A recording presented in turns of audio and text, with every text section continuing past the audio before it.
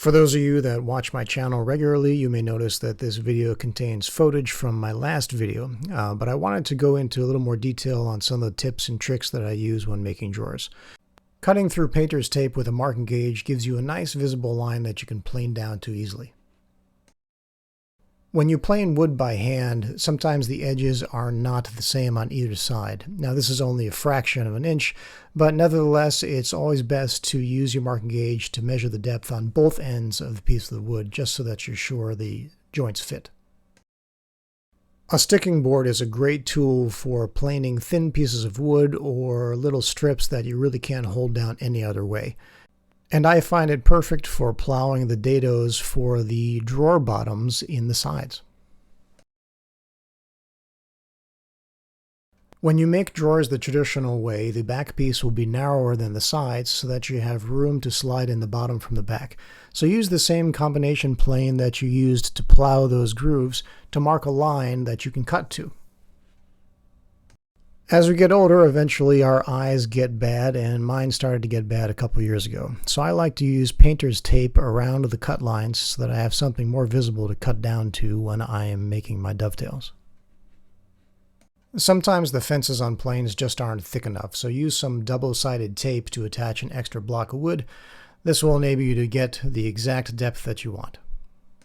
Making a clamp board that fits in your vise can prevent you from hunching over when you're cutting dovetails, and it also enables you to clamp a board in order to cut off the ends, something that you really can't do with a shoulder vise unless you put the piece in on an angle. Depending on what you're doing, you don't always need to have a holdfast and a separate plane stop. You can use the holdfast itself as the plane stop. When you're figuring out the length of the front of a drawer that is angled, it's best to use corner clamps to assemble the rest of the drawer so that you know that the back is at 90 degrees when you're measuring the angle of the front. Click the link in the corner for a video that explains more detail on this process. Whenever I cut the components of a drawer, I like to tape together opposing sides so that I know they're both exactly the same length. This is especially helpful when you're cutting boards on an angle, because the angles won't line up if one board is shorter than the other. When marking out dovetails on angled pieces, it's really helpful to have a ramp of sorts that's cut at the same angle as the dovetail joints themselves. This enables you to line up everything without having the boards slip around under your fingers. And when you're working with light-colored woods like maple, marking your joints through painter's tape will help you to see the lines. Just be sure to cut only once so you don't have multiple cut lines in the tape. Since the ends of the pieces are cut on an angle, the thickness of the joints will actually not be the thickness of the wood. It will be a little bit thicker. So mark using the actual components and then use a carpenter's square to draw that line across. Some people use pencils to mark these perpendicular cut lines, but I like to use a marking knife so that I have a knife wall that I can work to when I'm chiseling out the waste. When you're cutting half-blind dovetails, you need to angle your saw so you don't cut through the front of the board. So putting the piece in your vise at an angle helps you to tilt the saw a little bit easier.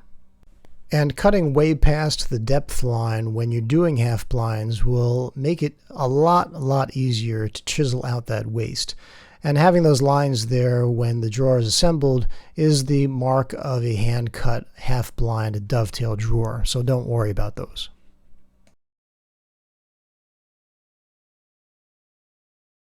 When you're tapping together joints that have been cut on an angle, it's always nice to have a piece of scrap wood that's been cut on the same angle so that you can apply that force perpendicular to the joint. This comes in handy not only for test fitting but for final assembly as well.